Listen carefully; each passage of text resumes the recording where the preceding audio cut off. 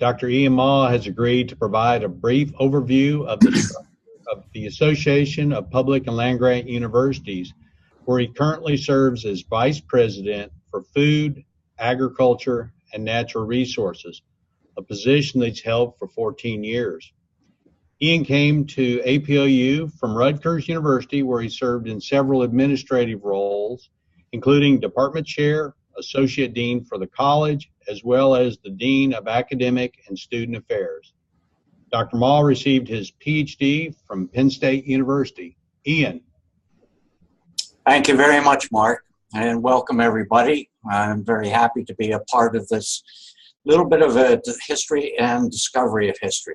So one of the questions I think that always comes up is really, what is APLU?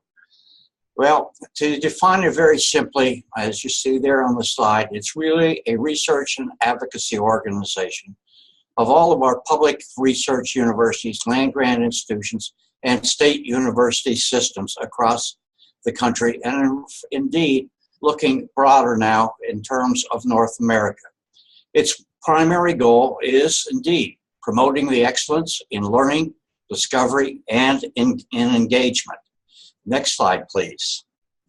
It is, as you might have gathered from Nate's presentation, really the oldest higher education association, and really with roots stretching back to really the passage of the Hatch Act in 1887. But even before 1887, the deans of agriculture of the 1862 institutions, along with their presidents, had started to meet.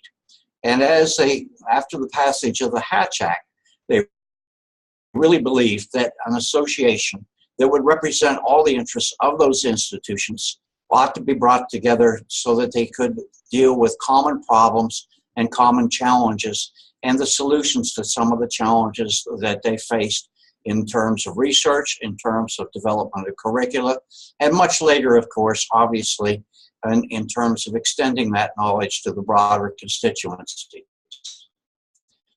So you started way back then, and there was a parallel association of National Association of State Universities that was put in place a little later. Now, these were public institutions that were not land grants. And in 1963, these two organizations came together and created what we call NASALGIC, the National Association of State Universities and Land Grant Colleges. Now, that organization has stood its stead in time in terms of the name, but in 2009, we decided that it would be good to change the name. NASALGIC is an acronym that's very difficult to pronounce, and there were many pronunciations of it. I can think of about 4 or 5, and I won't repeat them here, but if you look at that, I'm sure you can come up with some of those. So in 2009, we decided to change the name, and we became the Association of Public and Land Grant Universities. And in 2015, we decided that being just a organization concentric with the United States was not enough. And indeed, the challenges that we saw to the north in our Canadian universities and those to the south in our Mexican universities were very similar to the issues that we were facing as an association.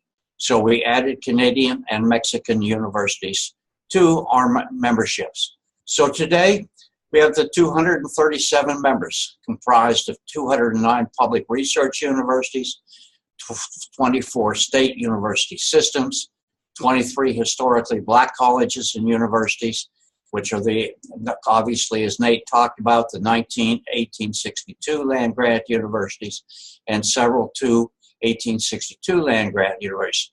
The one territory that Nate did not mention was Northern Marianas, and we also need to indicate that the University of District of Columbia is also an 1862 universities. We have 19 Canadian universities and 5 Mexican universities that are a part of us. So next slide, please. So we have a collective impact across North America. We enroll 4.9 million undergraduates, 1.3 million graduates, employ 1.2 million faculty and staff, and they annually award 1.2 million degrees. and connect over 43, almost $44 billion in university-based research. Next slide, please. So the question is, how does the work of APLU relate to the not only Board of Ag Assembly, but to the broader membership of APLU? APLU undertakes a wide variety of projects and initiatives along with its member and provides a forum for discussion around such topics that are important to higher education, such as access, such as STEM education, college costs, tuitions, financial aid, international initiatives, and community engagement. These and many more are the issues that are on the agenda of APLU. And how do they accomplish this work? Well, they do so through their organizational structure. We have councils and we have commissions. As you can see there, we have 9 commissions, and commissions are organizations of individuals who hold like titles on their campus. For example, the Council on Academic Affairs would be comprised of the Chief Academic Officer of the university, or in many cases that would be the Provost. We have obviously a Council of Presidents, we have a Council on Government Affairs, Research, and you can see the rest of them. So those individuals that serve in those roles can come together and discuss topics and areas of interest that are very specific to their own responsibilities back on campus. On the other hand, we have the commissions, and there are 7 commissions of those. We have a commission on access and diversity and excellence, 1 on innovation, competitiveness, economic prosperity, international initiatives, urban serving universities, science and mathematics, and the one that we're going to really focus on today is the Commission of Food, Environment, and Renewable Resources. That is the commission with which I spend the majority of my time and my staff's time working with. Next slide, please. So we have the Commission on Food, Environment, Renewable Resources, and it has 5 individual boards. You see them listed there. The Board on Natural Resources, Board on Vet Med, Board on Human Sciences, Board on Atmospheric and Climate, and of course the Board on Agriculture Assembly. And that is the board in which most of you who are on this webinar participating in it belong to. Next slide, please. So the question is, what is the Board on Agriculture Assembly? It is a national organization that represents our 150 public universities that provide the solutions to the issues around food, natural resource, and economic, environmental challenges, health, those that are facing not only our communities, but those in terms of our regional context or a national context or a North American context, but those really in terms of a rapidly changing world that we must deal with. And we're all quite aware of some of those challenges as we move forward. So what does the BAA represent? Next slide, please. It represents the 1862 institutions, 57 of those, the 1890 institutions, the 6 non-land grant institutions, 54 other non-land grant institutions, which we work with via a memorandum of understanding that was drawn up some years ago with the academic programs section of the Board on Ag Assembly. These are the non-land grant institutions in many of our states that provide academic programs and research programs as well in agriculture and renewable resources. And they are represented by their own association, NARU, Non-Land Grant Ag and Renewable Resource Universities, our 9 Canadian universities and our 5 Mexican universities. So that's quite a cadre of institutions that we bring together under the Board on Ag Assembly. The Board on Ag Assembly has its own rather complicated, if you will, it may be sometimes we think maybe perhaps a little messy organization, but it is headed up by a policy board of directors. The policy board of directors are those individuals that are elected from each one of the sections, as well as other entities and boards as well. So it has 2 main responsibilities. It has all the policy responsibilities in terms of budget and advocacy, and that's at the direction of the Budget and Advocacy Committee.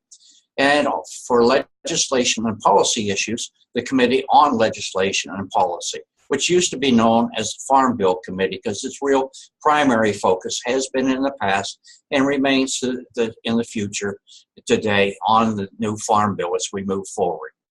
We have the various sections, the administrative head sections. These are your deans or vice presidents at your institutions that have the overall responsibility for the agricultural programs. You have your international ag section, academic programs section, cooperative extension section, and the experiment station section.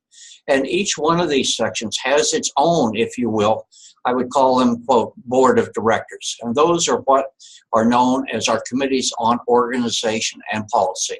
You often hear us talk about ACOP or SCOP or ECOP. Well, the COPs or the COPs in collective, those are the committees on organization and policy. The administrative heads does not have a committee on organization and policy, but does have an executive committee that does the same kind of work as the COPs do for their individual sections. And many times is found to be the section that really helps collaborate and bring together the efforts of each of the sections in the collective whole. Next slide, please. So what are the in terms of the Board of Ag Assembly, you know, the question is, we've talked about these sections, so I'm not going to review those. Next slide, please, Wendy. What are the membership benefits? I like to say it to folks this way.